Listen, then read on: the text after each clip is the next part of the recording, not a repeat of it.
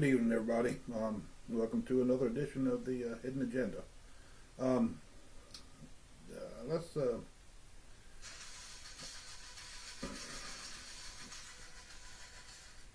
me a second there. I have to mute my phone. We're going to go over a few things. I'll tell you what we're going to do. First thing is we've got a lot of going on with the announcements. You know, yesterday started the first day of county campaign season. So people started picking up their papers yesterday for different positions in the county. So we're going to kind of hit these here right quick before we get into the recap of last night's meeting. Right now, for the county mayor, there's 4 candidates that picked up. Sitting Commissioner Andy Anderson, Jacob Freehan, Darren McDaniel, and Gary Riffle. So those 4 right now have picked up papers. We do anticipate a lot more people picking up in the mayor's race. I expect that to be kind of a crowded field. Going into county commissioners in District 1, incumbents Jeff James and Junior Carter have already picked up their papers. No one else has. District 2, Sitting Commissioner Tommy Page has picked up his papers. District 3, Todd Beecham, who is currently sitting, and current Sheriff Brian Duke has picked up papers. District 4, both of the sitting commissioners, Blake Stanfield and Mac Mendes, have picked up papers. District 5, same thing, sitting commissioners Terry Allen and Randall Keene have picked up papers. No one's picked up in 6 yet, and District 7 is the same thing. The existing commissioners, Joe Ross and Nick Peterson, have both picked up. Register of Deeds, Doug Bartholomew has picked up his papers. He's our current Register of Deeds. The Circuit and General Sessions Court Clerk is Beverly Dunaway. She's picked up her papers. And Beverly has actually qualified. So, in other words, she's already got all of her paperwork picked up. And I'm assuming at this point here, she's already got all of her signatures, petitions required for the to be in the race. So, she has qualified. All right, County Clerk Tasha Carver, she's the only one that's picked up in her race. And the sheriff, we have 5 candidates that picked up. Brad Atkinson, you may remember Brad ran last election. Tracy Grisham, I believe he is the lead detective for the sheriff's department. Richard King, he works for Madison County Sheriff's Department. Terry Moody works for Henderson County Sheriff's Department, and Larry Segal was the chief deputy for Henderson County Sheriff's Department. Now, to let you know, it's also showing that Tracy and Larry both have qualified as well in that race. Moving into constables, the only ones that picked up so far is District 4, Zachary Jeans and Kimmy Swan has picked up. And in District 5, Chris McPeak has picked up. And the last thing we're looking at is the county school board. Right now we're in, they are actually on a split system, very much like the city aldermen are. We're looking at the even districts right now. Nobody's picked up in District 2. District 4, sitting board member Tommy Gordon has picked up, and Janet Hayes has picked up, and District 6, John Walker. So that gets us caught up on the candidates who have picked up paperwork so far. So you know, it's that's where we are. This is, like I said, 2 days in, and the election commission will be closed tomorrow, Thursday and Friday. So they're going to be closed the remainder of the week. So we won't have any more updates until Monday. I believe they'll close a half a day on New Year's Eve. I think they'll close on New Year's Day as well. Let me see if I can find that information out right quick. Just to make sure for any potential candidates who are looking at running.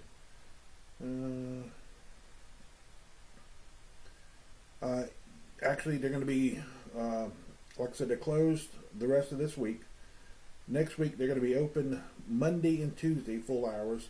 Wednesday, they're going to be working until noon.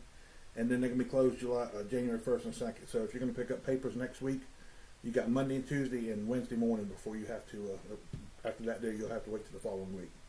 So we'll get you guys caught up on that there with what's going on. As you know, we've already got a post up asking questions for the sheriffs. We'll probably start getting together and start doing it for the commissioners and the mayor as well next, and then we'll start looking at other positions. This up there right now, we're just looking for. I kind of letting it kind of build up a little bit more, but the mayor race has already picked up quite a bit of steam. Commissioners, there's not a lot of challenges in there, so well, like I said, we'll work on the mayor next, but we'll get that information out to you as quick as we can.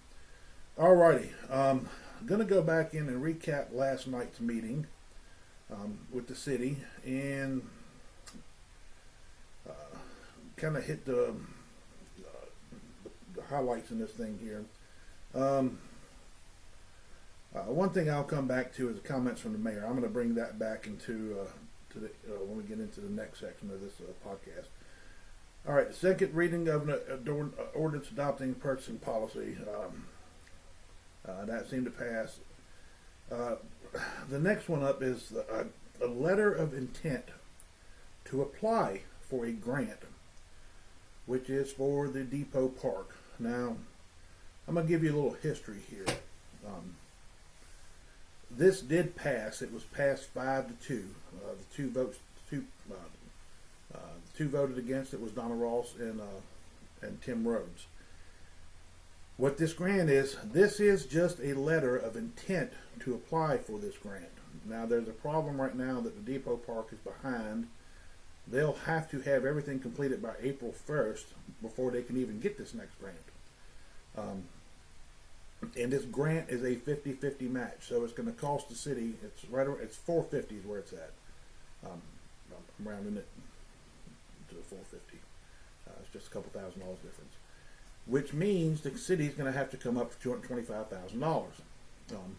Again, that's probably, if they had to do a tax increase to get this revenue in to cover that, we're looking probably around about 9-cent property tax increase to be able to get the revenue for that to make up the difference. And again, remember, we're still $500,000 short. They overspent from last year. So, they're continuing to spend, even though we thought we weren't going to be dealing with spending. Now, of course, the argument there is going to be, well, this is just a letter of intent to apply for this grant. Been in quite a few of these meetings, and every time that they intend to apply for a grant, if they don't actually apply for the grant and get the grant, Alderman is told, well, you know what, if you don't do this here, we may not be eligible for another grant. It's going to put a black eye on the city, so we really got to get this grant. And then it gets passed through. And then here we are, figuring out where to get the money from to pay for more spending. So anyway, we'll have to keep an eye on that there to see how it goes.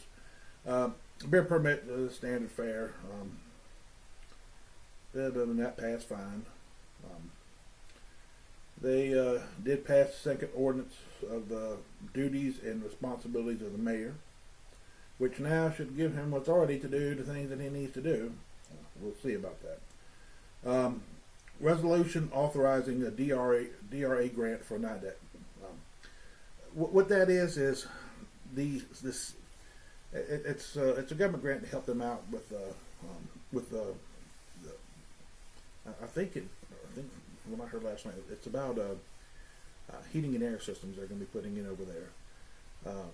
And it's somewhere, I think it's $1.5 million is what they're looking at this grant. Now, understand, the city has no ties to this grant other than that they have to take and fill it out because it's kind of we'll just make it simple. It's government funds that can be used to help businesses. From what I gathered from this here, they're supplying jobs and stuff into a market. So, but the city has no match. The city's not responsible for the grant. It's just they just have to be the ones that kind of initiate it. And this was actually voted on, I believe it was earlier this year or maybe late last year, and it passed at the time. But since we've had a new mayor come in and take position, they had to take and redo this here because of the mayor to make sure that it was the mayor has authority to handle the whatever needs to be handled with the grant itself. So, and then what they also did at this point in time, if another mayor has to step in at any point in time, then that mayor would also have the authority. So they kind of knocked two birds out with one stone there. All right, the next thing that has been was brought up was the recycling pickup.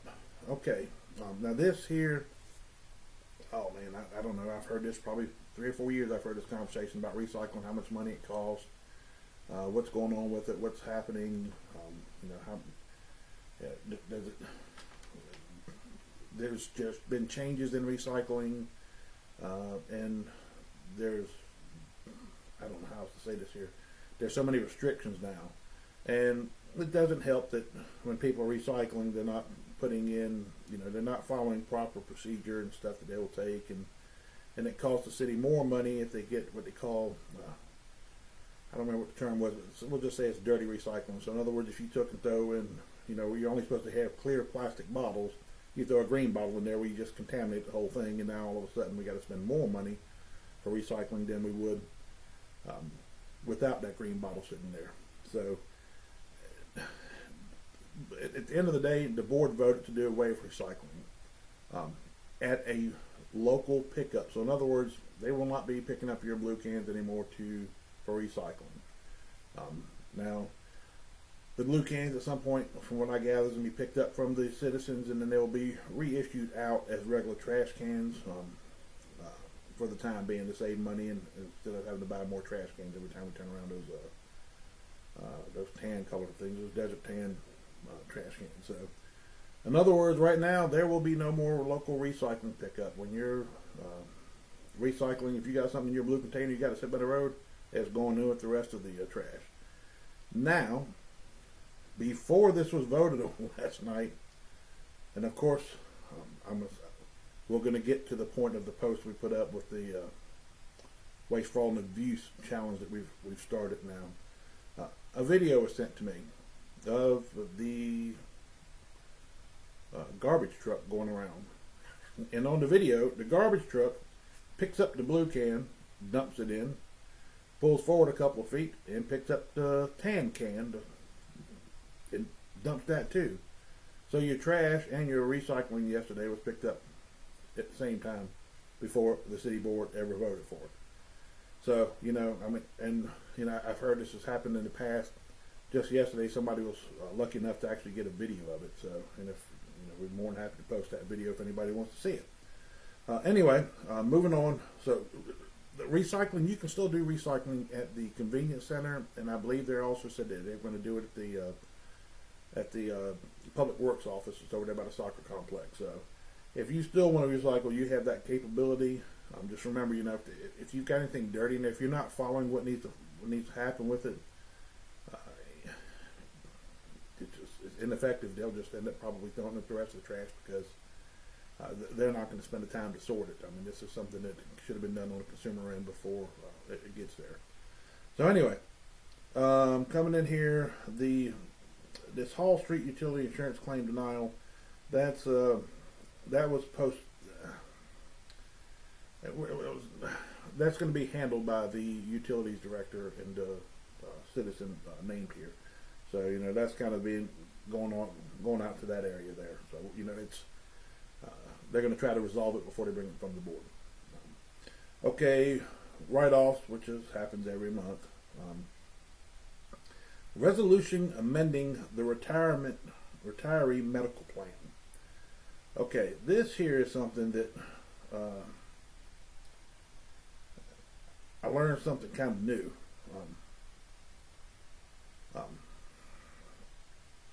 Apparently, if I remember correctly, this here was March 2012, I believe, when this came into effect. What happened there? Apparently, the board back then in 2012, which if I'm thinking that the only one would have been on that board back then would have been Sandra Wood, voted in that anyone hired after March 2012 would get medical insurance covered if they're 60 years old and they decide to retire at 60 years old. If they let them know they're going to retire at 60, then their medical benefits would be paid from the time they retire at 60 until 65. So, and again, this was from people who were hired on or after this March 2012 date.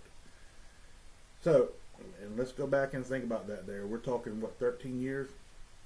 So in 13 years, you were eligible for retirement if you reach 60 years old, by that time frame. And they have the first person going through this now. So this has became a pretty good conversation last night. And I guess what they're going to do is look at what what they want to do moving forward. Now, Alderman Donald Ross brought up some really good points. Is, if I leave my job, if I retire from my job at 60, they're not going to pay my medical insurance until 65. I mean, heck, that's kind of the way it is. I mean, if we think about this here, if somebody's retiring after 13 years and is drawing this money, you're getting 5 years of medical benefits paid after 13 years. That's not too shabby. And if you think about something here, if we go back in here, somebody could have taken, once they passed this in, one day afterwards, and they could have gone back in there and changed it and said, hey, you know what? I'm retiring tomorrow. I just want to let you know, so y'all can start paying my medical insurance now after one day. I've never heard of anything so crazy, but this goes back into the spending. Now also, Alderman Ross brought up is there's money that was supposed to be deposited. Well, I'm not going to say it was supposed to be deposited. The way this thing was supposed to work is the city deposits money into an account, which they apparently did last year. They put $100,000 of your tax money into an account, and it draws interest. And it's not your typical account. I'm sure it's going to be some kind of investment program where the interest earned, any kind of increase in we'll just call it I don't know how the heck they do it. If they do it through a portfolio system or how they operate this. But in other words, the money that's generated from that there would pay for this insurance for people. So that's going to be something that they're going to be talking about in the future. Who knows? But right now, as it stands, it looks like we're going to be paying for people who are paying their insurance for 5 years, so they decided to do it. Now, one of the things that kind of got shifted around here in this conversation was, well, what if somebody retires at 62 years old and didn't take it at 60? Well, then they don't get that insurance. So, and where it kind of led into questioning, or the conversation was, well, if we've got people in here that are, it was led to believe that they were trying to push people out at 60 instead of making them stick to 65.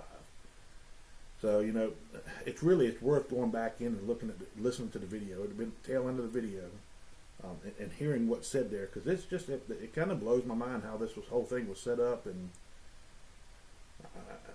it's almost incredible to hear you can retire at 60 and your medical insurance is paid for 5 years. That's crazy. But anyway, that's something that's going to be coming up. There was no action taken on this here. There's got to be a lot of questions asked, blah, blah, blah, blah, blah. So we don't really know how much this is going to cost us in the end, but obviously we spent $100,000 last year investing into this program for this retirement for people, which, just to let you know, $100,000 is roughly around about 4 cents of property tax. Now I'm going to continue to go back in there and show you that there, when your property taxes go up, how much it costs in property tax to take and generate this type of revenue. It's just something to kind of keep it where you understand that, when they come up here talking about, we're going to do a 10-cent property tax increase, well, 4 cents of it, goes to paying somebody's medical insurance when they retire at 60 until they're 65. This way it helps you understand where your money is going and how it's being used. All right, the last thing on that agenda was the vehicles. Okay. This here was talked about during the election campaign. This has been a serious issue that really swung an election. I mean, when you get down to it, the people who were elected campaigned on the fact that they were going to address this issue. Well, last night it took another turn. Now what they're doing is they're taking in, if you remember, I'm going to step back a little bit here in time. I don't know, this is probably 5, 6, 7 years ago, maybe even longer, maybe a little less. Aldermen used to be assigned departments. They were I'm not going to say they were chairmen of the department, because that's not it. It's just they kind of had an oversight. They would go back into that department and they would watch and they would have conversations and stuff, and then they would use that there to bring back in front of the board. So it's kind of like being a one-man committee, if you would, or one-woman committee. What happened there is they brought that back up. And what the mayor decided to do last night is, instead of addressing this thing here on as a whole board, they're wanting these aldermen to go back in and talk to the people in these departments and department heads about the vehicles. Well, we already know that there's people, aldermen that's up here, that's going to go in there and is going to say we don't need to take any vehicles away because they pushed for it. So this is one thing that, to me, I think is this is going to lead into some of my other conversations later on this evening in this podcast. But bottom line is, people campaigned and they made promises to you that, hey, we're going to address this, and it's not going to get addressed. It's going to be one more thing that, as I used to hear on the board, especially from quite a few aldermen and the mayor, kicking the can down the road. So the people you elected is supposed to step up and do the things that they said that they were going to do for you is now under question whether they are or not. So we'll have to see how this here plays out, and go from there. So the next thing I want to come up and talk to you about is the post that I put up yesterday about what we're now calling a new thing called a WF&A challenge. That is waste, fraud, and abuse. Now, I put a picture up that was shared with me. Okay? Now, so you understand what that picture was. It had there's a new vacuum truck that Utilities got, which kind of was surprised everybody because nobody knew that it was being purchased, but it got purchased somehow. Apparently through grant money, who knows? I don't ever remember it being talked in a board meeting. Alderman I talked to had no clue about it. I guess we don't have to involve the alderman in everything. I don't know. Anyway, this truck was out there working, and there had 7 people standing around it.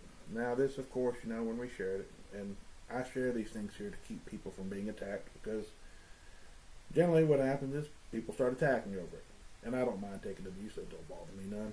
I go to sleep at night just fine. But, it really spurred up a lot of conversation. And we'll go back to the beginning thing of the mayor's comments so we can wrap up the recap from the meeting last night. The mayor made a comment about, I wish we wouldn't I guess come down on utilities and all this and the employees and stuff in the city over things like this here. I used to hear the same thing from Jeff Griggs. We got to take care of our people. We got to take care of them. Without them, we can't flip a light switch on to have lights. We can't push a handle and have flush toilet. You know what? I'm going to say this here as clear as I can. When we elect people, we elect them to represent us, not to represent employees. Now, yes, they do have an obligation to employees as well. But they are not the number one priority. The number one priority are the people. And that's who each one of these mayors that's been up here that I've seen, it's also who these aldermen need to be taken into consideration. That's what you're elected for. And you make campaign promises. You told these people you're going to do things, and they trusted you. And now you're not doing what you say you're going to do. That trust is broken. And you know what? I had a lot of people ask me in the very beginning, you going to still hold people accountable? Absolutely. That ain't changing none. This is, they have an obligation, a responsibility based on their election to do what they said they're going to do. And if they're not, then we just keep, we just keep their feet to the fire. It don't bother me none. I got plenty of time to do it. Anyway, so this is where we are with the meeting recap there. It is what it is. Okay, now I want to go back and hear the first thing I want to hit in talking about this post with this WFA challenge is Casey Youngerman made a comment yesterday, and I replied back that it was 62 degrees outside. Now I want to make sure, I want to clarify that I made a mistake on that there. I'd actually, when I went back and looked at the my weather report, that I looked at the Friday before. Actually, Friday when this picture was taken, it was actually 47 degrees. So I want to make sure that I put that out there as clarity. You know, I don't want anybody saying, well, I said this here and it's not true. But, you know, yeah, I made a mistake. And I'm making that correction here, and I tend to do it here on this podcast, and I would in the post, just so people can hear it. You know, and it's going to continue to be out there for people. All right, so going back in here, I'm going to come back into this picture here with 7 people and the vacuum truck. And I see your comment there, Kenny, and I got some other comments I'll come back in and address here towards the end, but I am going to hit with Kenny. The vacuum truck, there's a purpose for this here. We don't have proper mapping on all of our lines in the city. It's just, you know, things change over time. People didn't do their job over time. You know, we just don't have 100% accurate mapping. So what happens is when they go out there and, you know, take a mini excavator out there and start digging up a line, and they pop the line, well, now you just created a leak. So what the vacuum truck does is it actually goes back in there, and I'm going to make this as simple as possible. It's a big vacuum cleaner.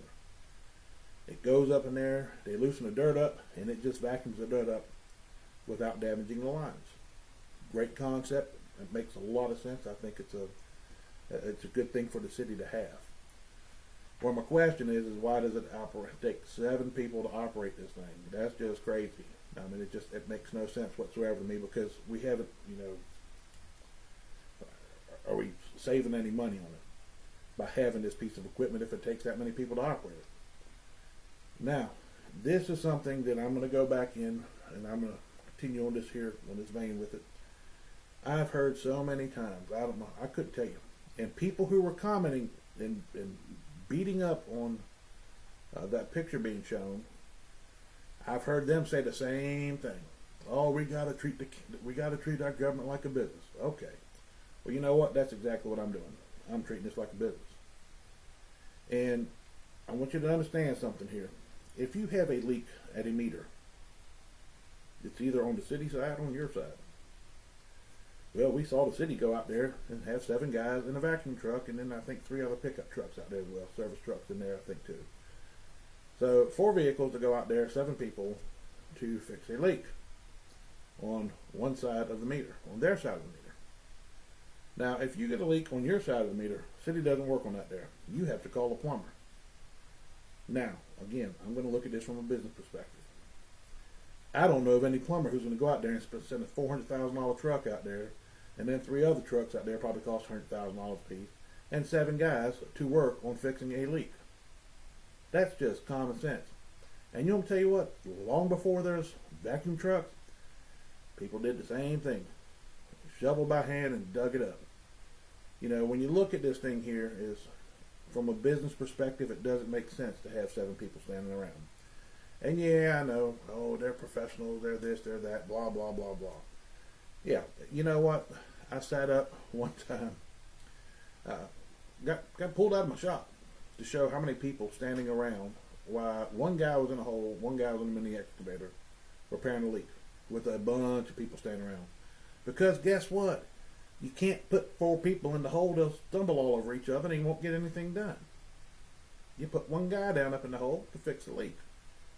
You know, I mean, this is kind of, you know, some common sense here. But you know, and looking at this here from a business perspective, you know, we're the stockholders. We own the stock, and we elect ourselves a board to operate our business efficiently. Okay. And that board is tasked with making sure that they've got somebody in charge, in this scenario here, each department. And their job is to make sure that the employees are doing right. And to do the best thing for our business. And that simply isn't happening. It hasn't happened in a long time. This picture's just one. We've shared other pictures up here before. We've actually had, there's so many pictures I haven't shared. you know, and that's what moving forward, we're going to start doing this here once a month. If you got something you want to show, send me a picture. I'll take the heat from it. You ain't got to worry about it. No, just send it to me. I'll post it up there, and we'll just see how much action it gets. And whoever gets the most action in that month's time frame, well, guess what? Dinner's on me. And this is coming out of my pocket because, contrary to what some people say, this page does not make a single penny. You show me a single advertisement on this page. There's none. This here is something that I spend a lot of my time on doing to try to help people and try to hold people accountable. And for those who think, oh, well, you need to leave if you don't like what's going on in Henderson County, no, I don't. It's my home. It's free country. I'll stay wherever I want to. What I'm doing is what is my civic responsibility. I am holding my government accountable. And for those who don't like that, I'm sorry. There's nothing personal here. Like I said, at the end of the day, I lay my head down on my pillow, I go to sleep, I get up the next day and do it again. And if I see somebody that I may have called out, you know what? I'm not going to treat them any different. I'm sure they're not going to be happy with me, but I mean, that's their choice. You know, this is our home. This is our community. This is our money. Because the government doesn't have a single penny without us. Nothing. We are the funding body. And it is tasked with us to come in here and do the right thing for ourselves. But what seems to be happening, and I see it quite a bit, is government now is more worried about taking our money to benefit themselves on a personal level. And that needs to change. And if the people who are elected to do it can't do it, then guess what? There'll be another election coming up. You shovel them out and you bring the next crew in. And if they don't want to do it, you get rid of them and you bring somebody else in. But, you know, the thing is, we're doing a really good job of paying attention. But what we're doing, and we're doing the right thing because we're trusting these people with what they tell us. And from there, you know, if what they tell us and they do something different, you know what, that's on them. That is definitely on them. We've done our part. And this county, and this city has elected based off of what they believe in people. But they are paying more attention. You guys are certainly paying attention to what's going on. So anyway, that's pretty much capping all that up there. I'm going to take and pop up here and check some of these comments up here and then address them there. Until people can respect the current parks. Yeah, you know what? And I kind of agree with you. Until people can respect the current parks and recreation facilities that we currently have, I wouldn't build any new parks. You know, I'm tell you what, something that kind of bugs me in all this here is I've sat in meetings, in budget meetings, and I hear every time that we're passing money for Gabby Amos Park, and I look at the condition of it. Where is this money going?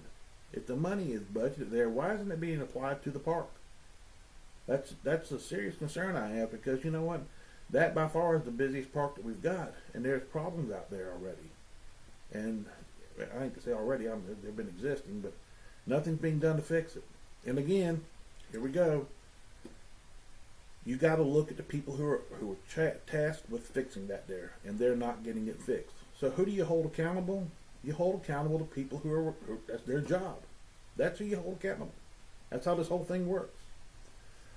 Paying people that are retired and their home is paid for shouldn't have to pay property tax. You know what? I don't disagree with you at all, Pam. You know, I think that there's the problem is this government overspends so damn much that they have to get pennies any place they can get it. And that's one of the things, you know, we don't own anything. Nothing. You don't. You don't own anything. You rent everything you got from the government. Rent, lease, whatever you want. It's all done in taxes. Yeah. How do we fix that there? I don't know. I talked to, fortunately, this page is actually spread out, and I've gained friends in different parts of the country over this page specifically. And you know, and people down in Texas, I mean, they got a good idea going on down there. A sales tax system. And pretty much what the sales tax does is, if you want to take in, you know, if you want to go to Walmart, if you want to come over here and buy the white box of butter, this white box with butter and black letters, old government stuff, if y'all remember that from the 70s and 80s. And if you want to go over here and get the Land O'Lakes, without the lady on it anymore, the Indian.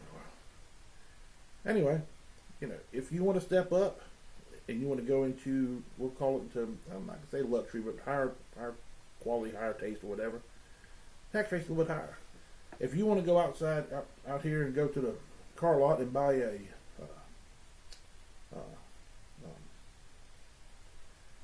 I don't know, heck, I'm the brain fart here. Let's say just a Chevy, an inexpensive Chevy. Okay, fine, your tax rate is here. If you want to go down out there and you want to go buy your brand new Lexus, well, then you're up here. You're paying more taxes.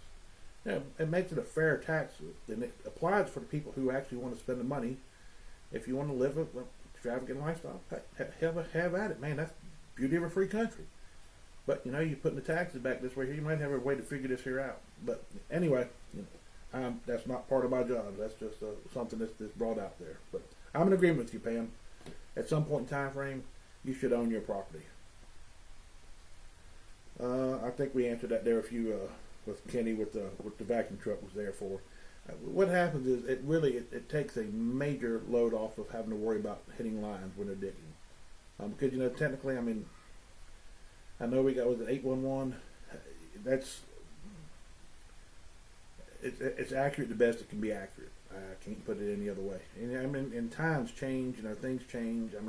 If you look at it from a road, if they're measuring off of a road, a road bed, they can, if they cut up a road and shift it over a few inches, well, you just shift the line over a few inches as far as measuring devices. So, yeah, it's not the most accurate thing, but it's the best that we've got to deal with. This truck actually kind of helps that some. Yeah, you're right about that there, man. The common sense is definitely not common. I appreciate that, Brother Damon.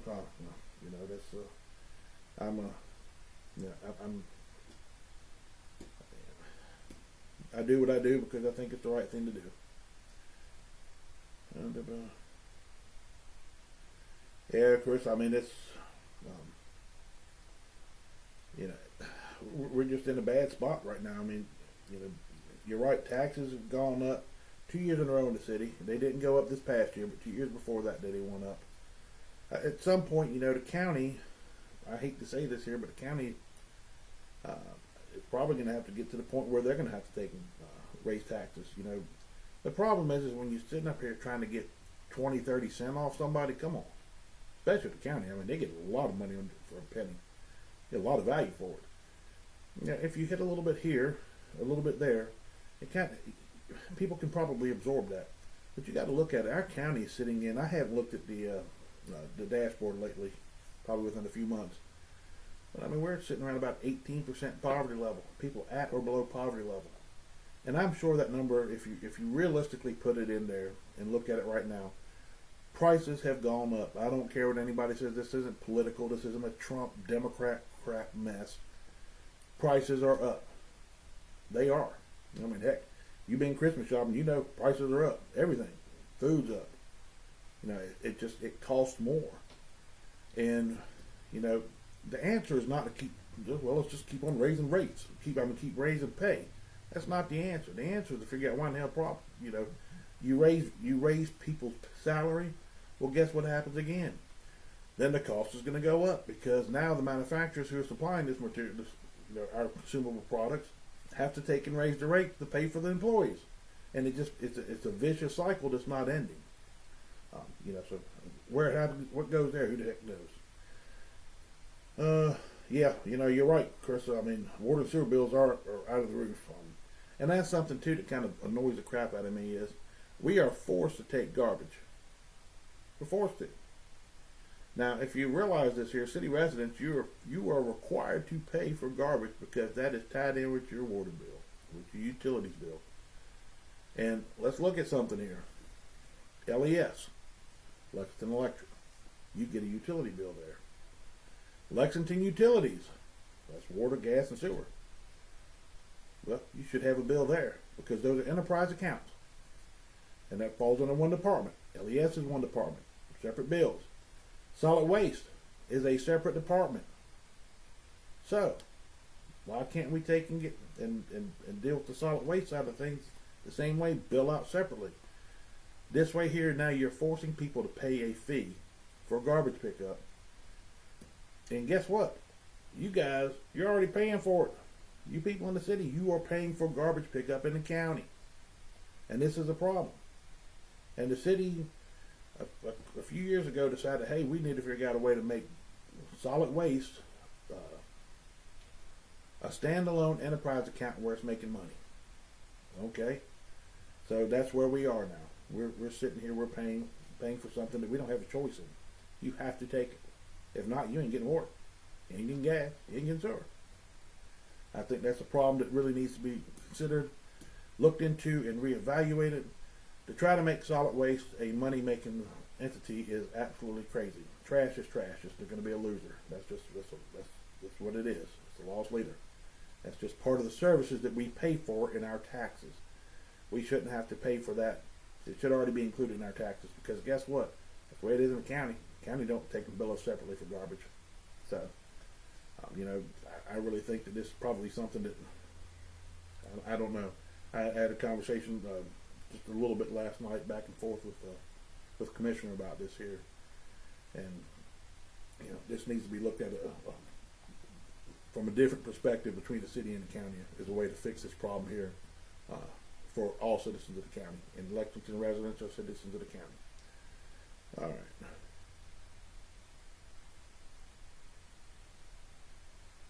Okay. Thank you, Kenny. Alrighty here. Damon, when was the last time the comptroller done an audit on our sales taxes? I don't know. The comptroller, we have a third party, which is Godwin Associates. They've been using forever. Now, if you remember back August 2022, 23, I'd have to go back and look. When they went over, this is when they're $16.5 million, 129 problems with our audit. I mean, it was crazy, and nothing was done. There was absolutely nobody was reprimanded for that. There, an absolute failure. Almost half of our general fund budget had to be corrected by the auditors. This was how bad it was, and nothing was done because somebody was protected by the mayor. This is where the issue lies. But getting in there, I don't know. I would love to see the comptroller come down here and do a deep dive audit on the city. There was promises about that during the campaign that there was going to be they call it a forensic audit. We ain't getting no forensic audit. It ain't happened yet. There's more campaign promises that have just fallen through the cracks. Let's see here. Let's get back in here. Okay, Jessica, in regards to the gas increase, let me. Okay, you know what, Jessica, if you can, message me out copies of your bills. Just send them in to me separately in Messenger. The gas delivery fee, yeah, that's going to go up, and the reason that is, that's where they charge you for gas usage. If we're going to call it that there. What we're looking at, what they've tabled right now, until the January 25th regular meeting, is the $3.30. What's going to happen is, if they don't take any action, if they don't vote that in, our bill goes up June 1st. Starting on the June 1st bill, we'll start going up $3.30 for meter charge. This is the basic rate. And there's no gas included. That's just to have your meter connected. So you don't have to pay to have your meter connected every single time. We go from spring to, from winter to whatever month where we don't need gas. Now, a lot of people, gas isn't just solely heat. I mean, a lot of people now, cook with gas stoves. There's hot water heaters. It's a big thing. When the gas line was being run out there at Westover between Huron Road and Westover School, one of the things there was the growth out there was taxing the system. The tail-end pressure out there at Westover was so low, there was times where they just couldn't operate equipment, couldn't operate anything on natural gas out there because it was just that much pressure loss, volume loss over time, because people were tapping on and bringing in these instant on-demand hot water heaters, so they had to up the line size to be able to compensate for that, and that happens. quite a bit. You know, I was shown quite a bit of information during that time frame.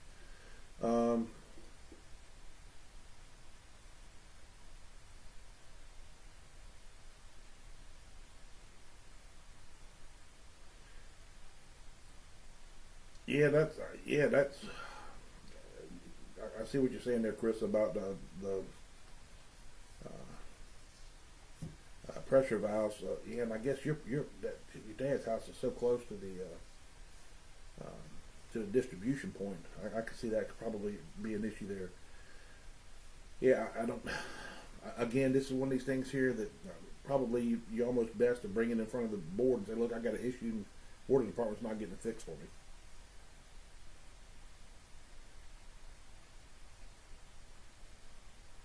Yeah, yeah, and tell Richard, you know, if he wants to the city dump, yeah, he's paying. But if he goes to the county dump, he doesn't have to pay. That's all part of your that's part of your taxes.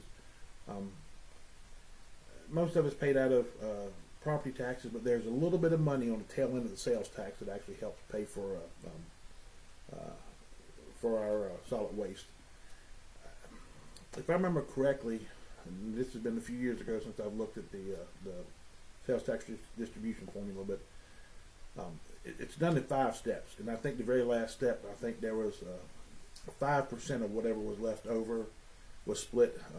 Half of that 2.5% was going to the highway department, 2.5% was going to solid waste. I'd have to go back and dig through papers to check that again and make sure, but I remember those numbers. Yeah. I hear you, David. It's crazy. Um,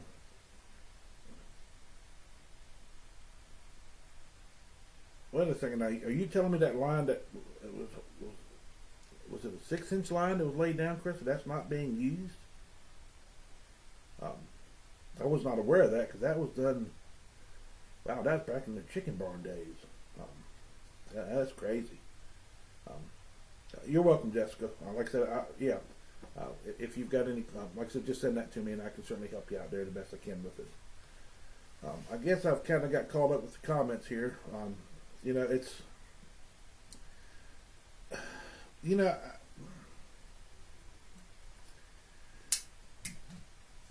do I put a lot of negative stuff out? Absolutely, because there's a lot of negative stuff that goes on around in our government. A lot. Is that my sole focus? Absolutely not. Um, doing what we do here is to try to take and bear pressure, then to take and start doing the right things. This page, yeah, I mean it. You know, for most people, probably from the outside looking in, or first time users, because I got kind of accused of this yesterday. Yeah, if you look at things, yeah, it does looks like we're nothing but negative, but that isn't the case. What it is, like I said, we bear pressure, and it helps to get resolution for people. Um, you know, and we're trying to do the right thing to help people out. And one of the things that I always heard around here when I first started doing this, oh, you got to watch your back, you got to watch your back. Oh, they're gonna retaliate against you. Well, you know what? People are right when they told me that. I mean, they're gonna retaliate against you, and they have. They have done everything they can. But you know what? I'm still here standing. I'm still going to be here standing. And now they're getting a little taste of their own medicine, and they don't like it because people are calling them out on their BS. You know, if you do the right thing, this page wouldn't even exist. But I don't believe I don't think they can actually resolve themselves to figure out, hey, you know what? If I listen to the people and do the right thing, then I wouldn't have this problem. Instead, they just keep on doing it the way they want to do it. And the problem is, you know, we're stuck here with it. If we allow it. And that's what we're trying to do, is to make sure that they understand we're not going to stand for it. And, you know, and I'm hoping it's sending the message. I'm hoping it's sending the message, especially if, you know, I would like to see a lot more people jump in that county race, especially in the commissioner seats and in the mayor seats. I mean, you know, it's time to take and get up there and run for office. You know, and of course everybody's going, oh, aren't you running for office? Well, you know what? I am retiring, and I'm going to be going back home to Virginia. I've told everybody this a million times, so I'll say it one more time. But until then, this is my home, and I'm going to continue to fight for it. These are my neighbors. You're my community, and that's my responsibility to you. and that's what I'll continue to do. Anyway, hold on a second here. I got a couple more.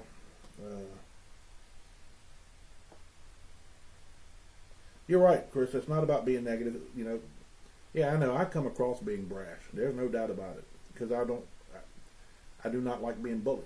When I get bullied, then I stand back up and I give it right back. And a lot of people don't. They're not used to that, and that's okay. I mean, that's fine. They don't have to be, but it doesn't mean I'm going to change who I am. If you want to be hard with me, I'm going to be hard with you. If you're going to be hard on the people here, I'm going to be hard with you.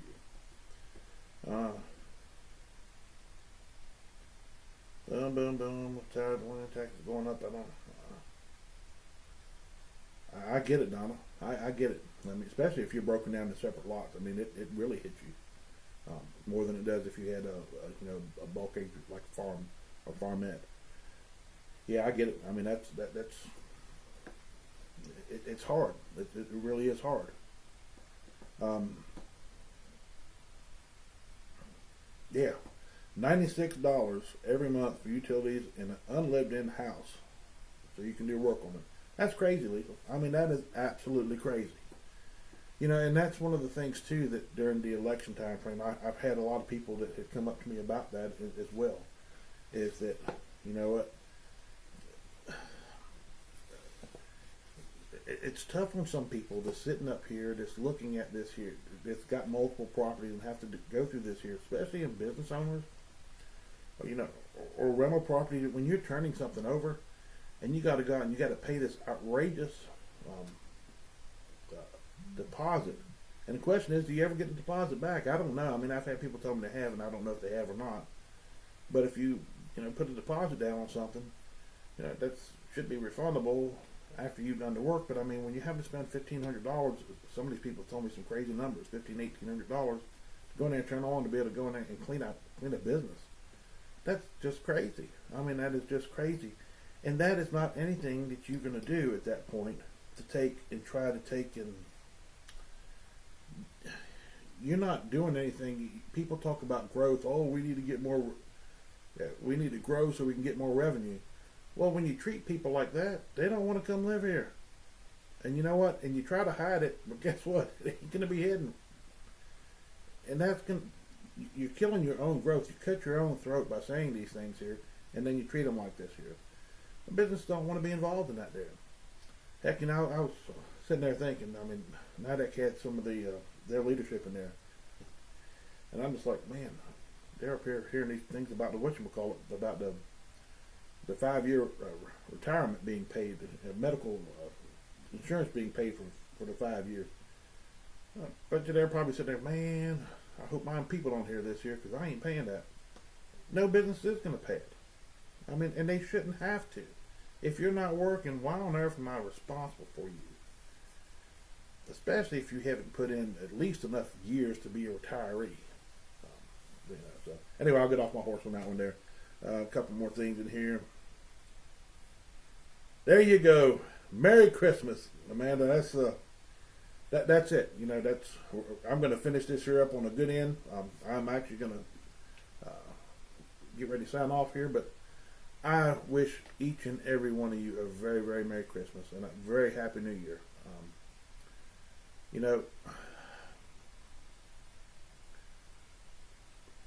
I'm going to go ahead and say this here because I know we've got some people here who are not Christians, and that's okay. You do your thing. Everybody else does their thing. Everybody does their own thing. It's okay.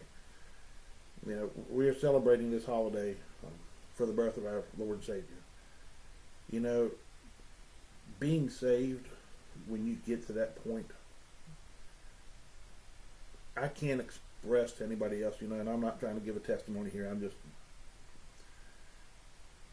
when I reached that point in my life, it took all the weight off.